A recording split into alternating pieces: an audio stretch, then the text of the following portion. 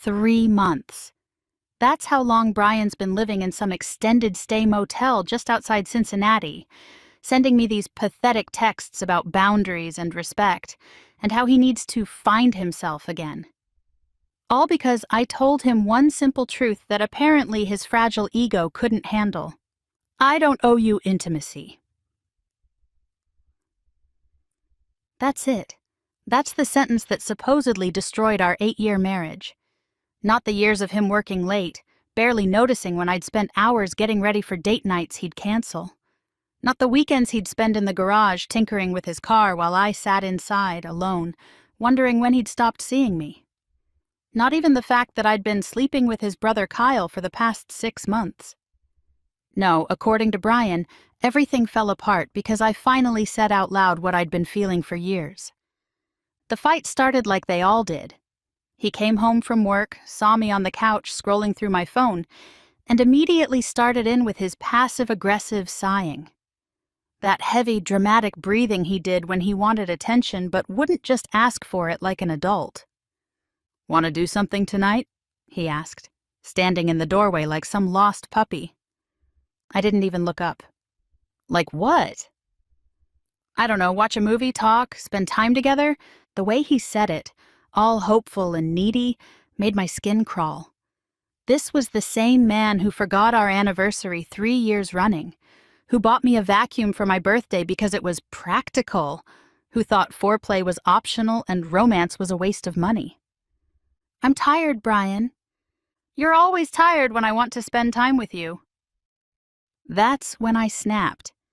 Maybe it was the accusation in his voice, like I was the problem. Maybe it was Kyle's text that had just popped up on my phone asking when I could get away tomorrow. Maybe I was just done pretending. "I don't owe you intimacy," I said, finally looking at him. "Just because we're married doesn't mean I have to drop everything whenever you decide you want attention." The look on his face was almost comical. Eyes wide, mouth slightly open, like I'd just told him I was an alien. He actually laughed, this nervous little sound that made him seem even more pathetic. What does that even mean? It means exactly what it sounds like. I'm tired of you acting like my body, my time, my attention are things you're entitled to just because you put a ring on my finger 8 years ago. I wasn't asking for... I just wanted to watch a movie, Natalie. But we both knew it wasn't about the movie. It was about the fact that I'd stopped pretending to want him months ago. Stopped faking enthusiasm when he'd reach for me in bed. Stopped pretending his touch did anything but make me think about how different it was with Kyle. Kyle, who actually went to the gym. Who smelled like cologne instead of motor oil. Who knew how to make me laugh. Who made me feel 25 again instead of the tired 33-year-old housewife I'd become. "You wanted more than a movie and we both know it," I said. "You wanted me to curl up next to you, pretend I'm interested in whatever boring documentary you picked, then follow you to bed like a good little wife. Well, I'm done with that." "Done with what? Being my wife? Done pretending that your needs matter more than mine." The words hung between us like a blade. I watched his face crumble, then rebuild itself into something harder. He set his coffee mug down on the counter, the one Emma made him in her pottery class that said "World's Okayest Dad" in crooked letters, his daughter from his first marriage, the one I'd stopped bothering to pick up for our weekends. The daughter I'd helped raise for 6 years, who still asked why I didn't come to her soccer games anymore. I hadn't been to one since I started seeing Kyle. Too risky. Too many chances of running into Patricia, of having to look Brian's sister-in-law in the eye while I was sleeping with her husband. "When did I ever say my needs matter more?" Brian asked, his voice steady, but I could hear the tremor underneath. "When have I ever forced you to do anything you didn't want to do?" It's not about forcing. It's about expecting.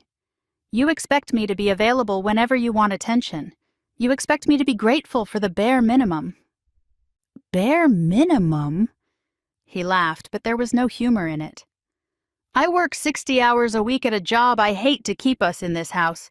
I spent 3 months renovating the kitchen because you said cooking in the old one made you miserable. I haven't seen my friends in months because you said guys' night made you feel abandoned. What part of that is the bare minimum?"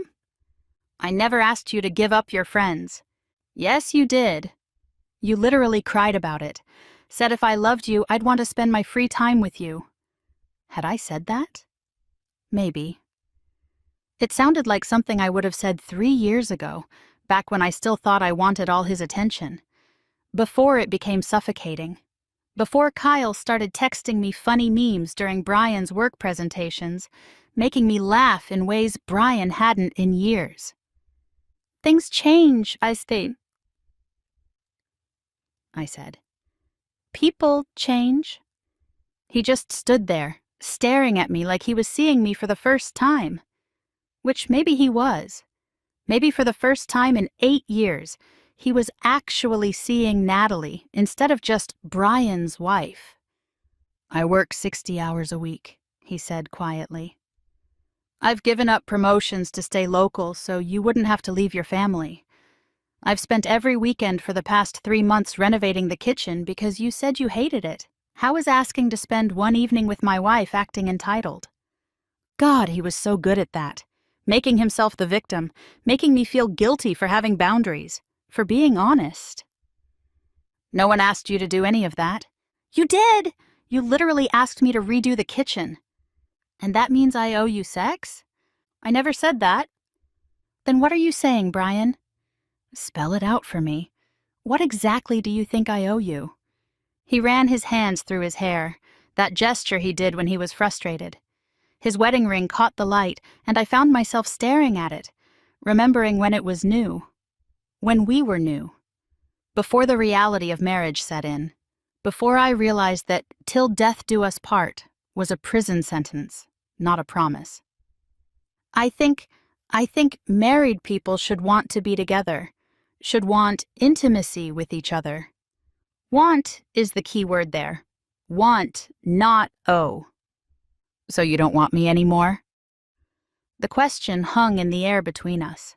The truth sat on my tongue, heavy and bitter. No, I didn't want him. Hadn't wanted him in months. Every time he touched me, I closed my eyes and pictured Kyle. Every kiss felt like betrayal. Not of Brian, but of myself. Of what I deserved. The last time we'd been intimate was 4 months ago. Brian's birthday. I'd had 3 glasses of wine at dinner and felt guilty enough to go through the motions when we got home. But even drunk, I couldn't pretend to enjoy it. He must have sensed something was off because he stopped halfway through, asked if I was okay. I'm fine, I'd lied, staring at the ceiling. You don't seem fine. You seem somewhere else. I was somewhere else. I was in Kyle's apartment, the one he kept for when he needed space from Patricia. The one with the leather couch where he'd first kissed me, where he'd told me I was wasted on Brian, that I deserved someone who could match my energy, my passion. Just tired, I'd said, and Brian had rolled away, disappointed but not surprised. That was the last time he'd tried to initiate anything physical. Like he knew. Like he was giving me space to come back to him on my own. But I wasn't coming back. I was already gone.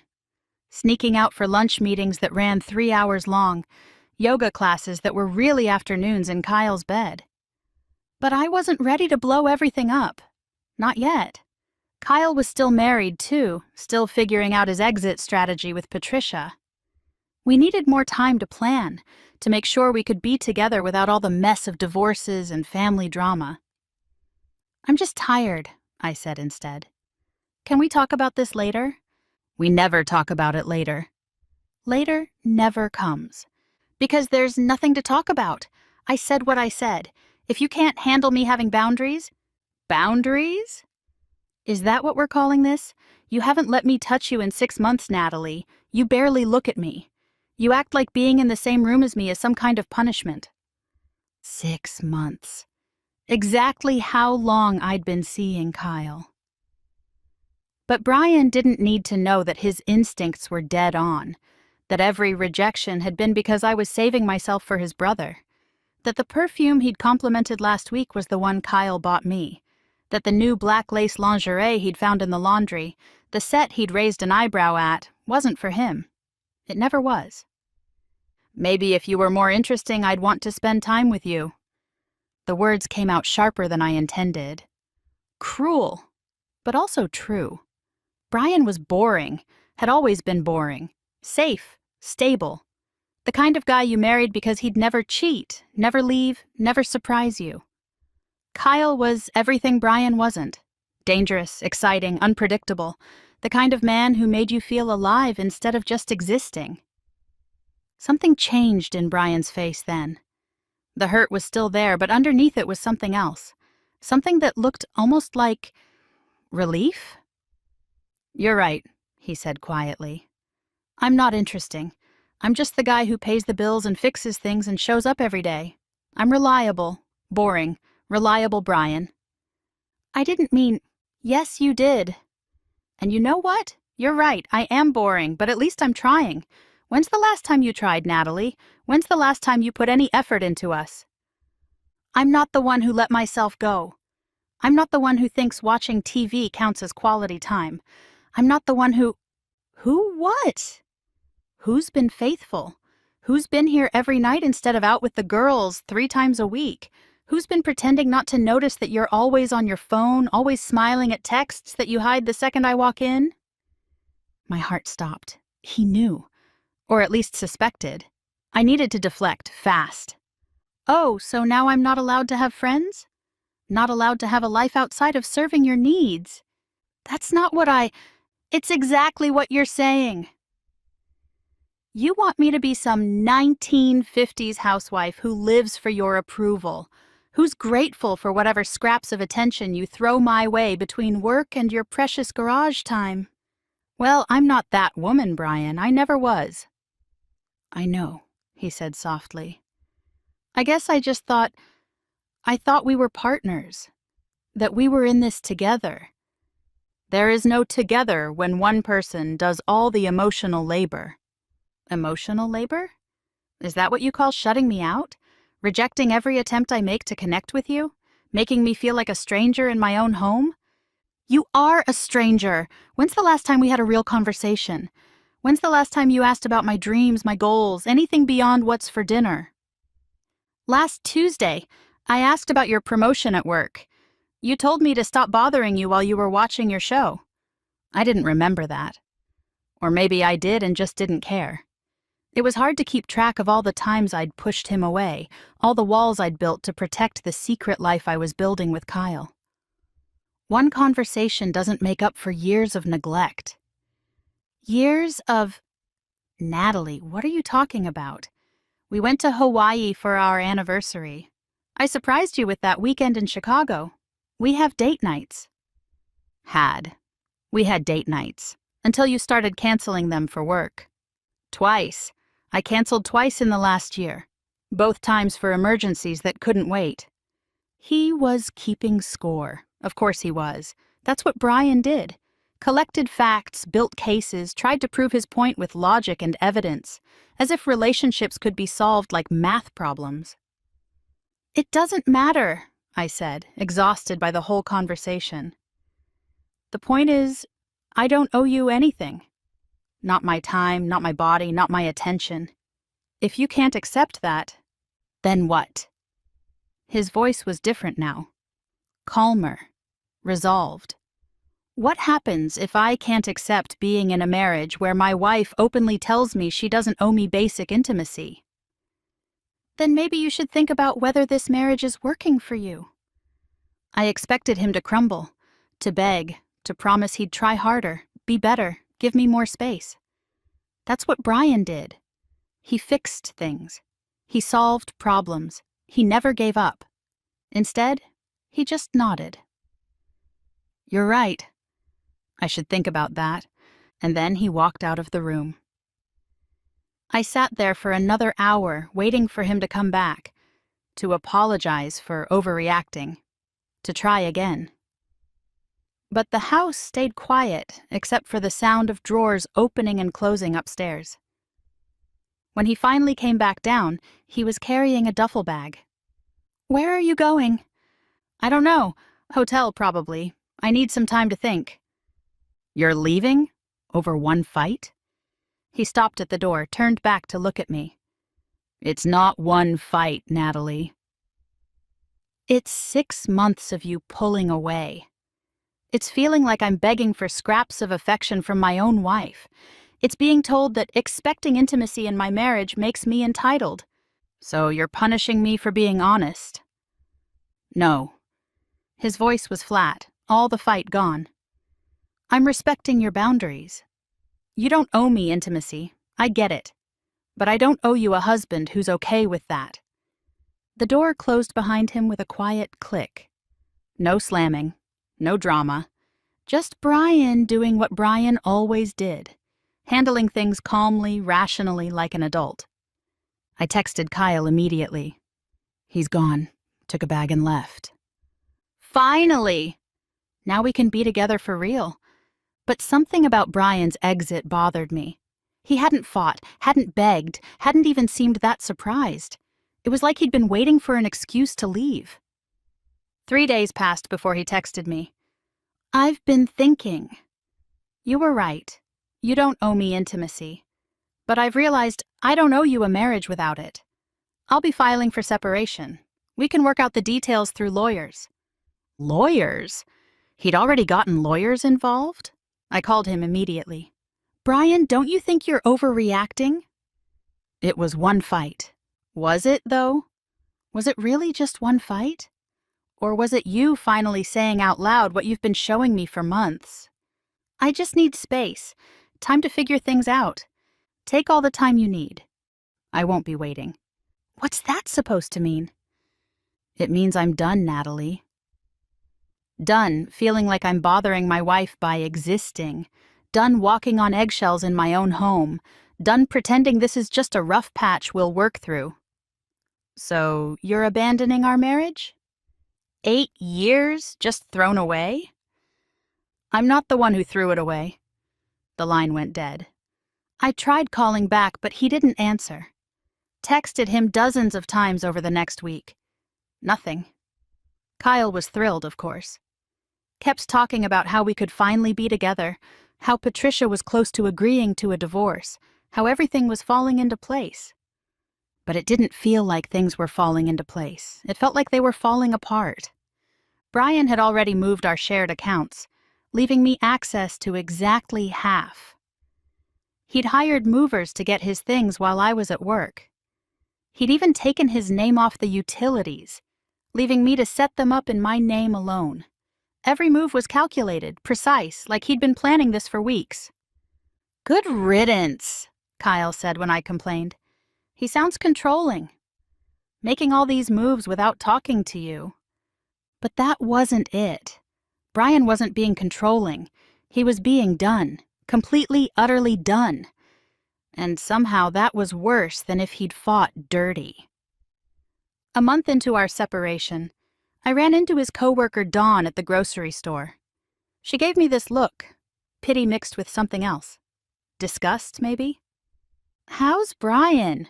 I asked, trying to sound casual. He's adjusting. The guys at work have been making sure he's okay. What does that mean? She shifted uncomfortably.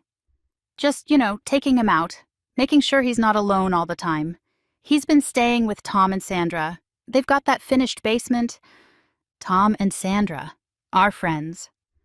Well, Brian's friends now, apparently. They'd chosen sides without even asking for my version. Did he tell everyone what happened? I asked, trying to keep the accusation out of my voice. Dawn's expression hardened. He didn't have to. We've all watched you pull away for months. Watched him try everything to save your marriage while you treated him like an inconvenience. Nobody needed the details. You don't know what you're talking about, don't I? I was there when he called in sick because you'd kept him up all night fighting about him working late. I saw him skip lunch for weeks to afford that necklace you never wear. I watched him defend you when Jerry made that joke about you being too good for him. The necklace. I'd forgotten about the necklace. A delicate gold thing with a small sapphire. My birthstone. He'd given it to me for our anniversary 6 months ago. It was in my jewelry box somewhere, tags probably still on. I'd been wearing the tennis bracelet Kyle gave me instead. Marriage is complicated, I said, like someone quoting a book they never read. No, Natalie. People are complicated. Marriage is just two people choosing each other every day. You stopped choosing him a long time ago. She walked away before I could respond, leaving me standing there with my cart full of wine and microwave dinners for one. Tell him I asked about him, I called after her. She turned back, something like sympathy flickering across her face. I don't think that's a good idea. He's finally starting to seem like himself again. Happy, even. Maybe leave him be. Happy? 3 months of separation and he was happy. Kyle said I was obsessing, that I needed to focus on our future, not my past. But he didn't understand. Brian wasn't supposed to be happy. He was supposed to be miserable, lost, realizing what he'd given up. He was supposed to come crawling back so I could have the upper hand, could set the terms of our reconciliation. Instead, he'd hired the best divorce attorney in the city. Sent me a settlement proposal that was more than fair. He wasn't even fighting for alimony despite making less than me. Just a clean break. Sign here, move on, pretend 8 years never happened. Why won't you fight for us? I texted him one night after too much wine. I did fight. For 6 months. You just weren't paying attention. I'm paying attention now. No, you're panicking because I'm not playing the role you expected. I'm done, Natalie. Sign the papers. What if I don't? Then we do this the hard way. Either way, I'm not coming back. Kyle was getting impatient with my stalling. His divorce was almost final. He wanted us to start looking for places together, start our new life. But something held me back. Maybe it was the way he'd started criticizing little things. My cooking, my clothes, my friends. Maybe it was realizing that the excitement I'd felt was already fading, replaced by the same suffocating feeling I'd had with Brian. Or maybe it was the photo Tom posted on social media last week. A group shot from some brewery. Brian in the middle, laughing at something. Looking relaxed in a way I hadn't seen in years. Looking good, too. Like he'd been working out. Like freedom agreed with him. Like I'd been the weight he finally dropped. There was a woman next to him. Pretty, young. Her hand on his arm. Casual, but intimate. The caption just said, "Great night with great people." I signed the divorce papers the next day. Kyle moved in the week after it was finalized. By then, the excitement had worn off completely. He was just another man expecting things from me, making himself comfortable in the space Brian had vacated. Only Kyle was worse in some ways. Less patient, more demanding, quick to anger when I wasn't in the mood. I thought you'd be different once we could really be together, he said one night after I'd rejected his advances. Not frigid like you were with my brother. Frigid. The word stung more than it should have, because that's exactly what I was becoming again. The cycle starting over, the walls going back up, the resentment building. I don't owe you intimacy either, I snapped back. He laughed, actually laughed. You've got to be kidding me. That's the line that ended your marriage and you're using it on me? It's not a line. It's a boundary. It's an excuse. You're just as cold and selfish as Brian said you were. Brian talked to you about me? After the divorce, yeah. We met for a beer, warned me what I was getting into, said you'd pull the same shit with me eventually. Guess he was right. Get out. Gladly. Patricia's been begging me to come back anyway. At least she never called love an obligation. And just like that, Kyle was gone too. Packed up his things and left. Probably straight back to the wife he'd been so eager to leave 6 months ago. The wife who'd taken him back because she was smarter than me, because she knew that sometimes boring was better than being alone. Now I sit in this empty house, scrolling through photos of Brian's new life. He's dating that woman from the brewery photo. Rebecca, according to her tagged photos. A nurse, volunteers at animal shelters, runs marathons. The kind of woman who probably never tells her boyfriend she doesn't owe him intimacy because she actually wants to be intimate with him. They look happy in every photo. Natural. Easy. The way Brian and I looked in the beginning, before I decided I deserved more than a good man who loved me.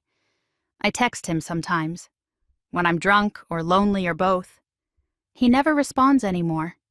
Just like that night when he walked out, he's handled our ending with dignity, while I've spiraled into whatever this is. I don't owe you intimacy.